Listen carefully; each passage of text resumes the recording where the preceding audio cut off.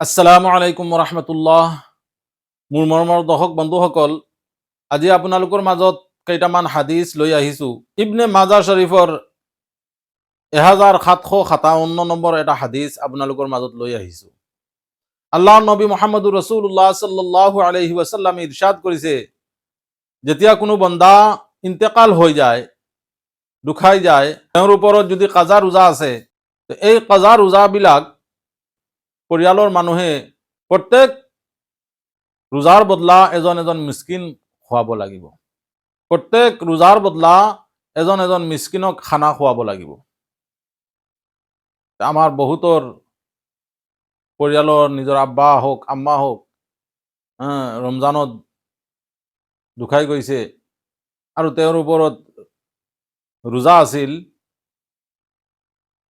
এই ৰোজাসমূহ আমি মিসকিনক খানা খুৱাই দিলে এটাৰ বদলাৰ এজন মিসকিনক আমি খানা খুৱাই দিলে আমাৰ এই ৰোজা পুৰা হৈ যাব, আদায় হৈ যাব। আল্লাহ তাআলা আমলৰ তৌফিক দিয়ক। আৰু এটা হাদিছ বুখাৰী শৰীফৰ হাদিছ হয়, হাদিছ নম্বৰ 33। আল্লাহৰ নবী মুহাম্মদুৰ ৰাসূলুল্লাহ সাল্লাল্লাহু আলাইহি ওয়াসাল্লাম ইৰশাদ কৰিছে যে মুনাফিকসকলৰ লক্ষণ তিনিটা। এক নম্বৰ হ'ল, যেতিয়া সি কথা পাতিব মিছা মাত মাতিব। দুই নম্বৰ হ'ল, যেতিয়া মানুহৰ লগত ৱাদা কৰিব, কিবা কামৰ হওক কিবা কথা দি হওক, সেই ৱাদা খিলাফি কৰিব। আৰু ৩ নম্বৰ হ'ল, যেতিয়া তেওঁৰ ওচৰত আমানত ৰাখিব, সেই আমানতত খেয়ানত কৰিব। এই তিনিটা হ'ল মুনাফিকৰ লক্ষণ, আলামত। আল্লাহ তাবাৰক ওয়া তাআলাই আমাক এই তিনিটা লক্ষণৰ পৰা, এই তিনিটা আলামতৰ পৰা আল্লাহ বচাই ৰাখক, আমিন।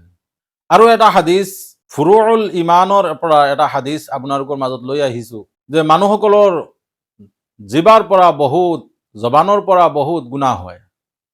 এই গুনাহসমূহৰ পৰা আমি বাচিব লাগে। কি কি গুনাহ হয়?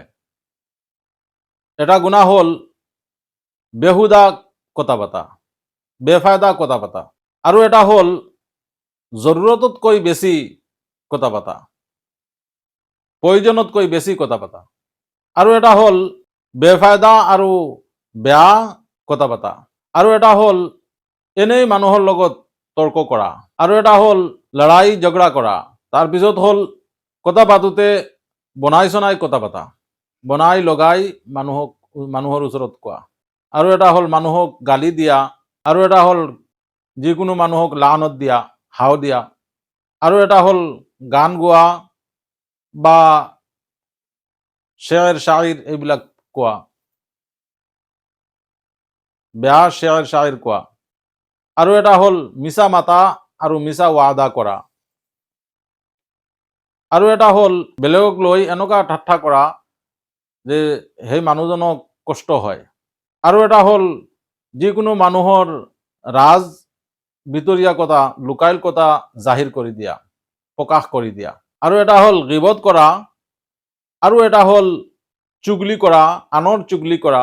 আৰু এটা হ'ল কাৰোৰ প্ৰশংসা তাৰ সন্মুখত কৰা।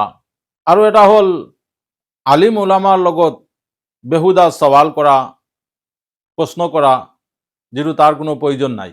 এই কেইটামান হ'ল মানুহৰ মুখৰ গুনাহ হয়। আল্লাহ তাবাৰক ওয়া তাআলা এইবিলাকৰ পৰা আমি যাতে আল্লাহ তাবাৰক ওয়া তাআলা আমাক বচাই ৰাখে, আল্লাহৰ ওচৰত সদায় তওবা কৰিব লাগে। আল্লাহ তাআলা আমলৰ তৌফিক। তিৰমিজি শৰীফৰ এটা হাদিছ হয়, হাদিছ নম্বৰ 1965। সৰকাৰে দু জাহাঁ মুহাম্মদুৰ ৰাসূলুল্লাহ সাল্লাল্লাহু আলাইহি ওয়াসাল্লাম ইৰশাদ কৰিছে যে মানুহে নিজৰ ল'ৰা ছোৱালীৰ ওপৰত খৰচ কৰা সদকাৰ সৱাব হাসিল কৰিব। কোনো ব্যক্তিয়ে তাৰ ল'ৰা ছোৱালী বিবি বাচ্চাৰ ওপৰত খৰচ কৰে, তে সৱাব, সদকা দিয়াৰ সৱাব হাসিল কৰিব। আল্লাহ তাআলা আমলৰ তৌফিক দিয়ক। আৰু এটা হাদিছ বুখাৰী শৰীফৰ হাদিছ হয়, হাদিছ নম্বৰ 80। দুজাহানৰ বাদশাহ মুহাম্মদুৰ ৰাসূলুল্লাহ সাল্লাল্লাহু আলাইহি ওয়াসাল্লাম ইৰশাদ কৰিছে, কিয়ামতৰ নিশানীসকলৰ ভিতৰত এটা নিশানী হ'ল যে আল্লাহ তাবাৰক ওয়া তাআলাই কিয়ামতৰ আগত আল্লাহ তাবাৰক ওয়া তাআলাই কুৰআন আৰু হাদিছৰ ইলম উঠাই ল'ব আৰু জাহিলিয়ত পেহলাই দিব, পেহলি যাব। আৰু মানুহে মদ খাব আৰু আম হিচাপত খুল্লুম খুল্লা মানুহে জিনাহ কৰিব। এইবিলাকৰ পৰা আল্লাহ তাবাৰক ওয়া তাআলা আমাক বচাই ৰাখক, হেফাজতে ৰাখক।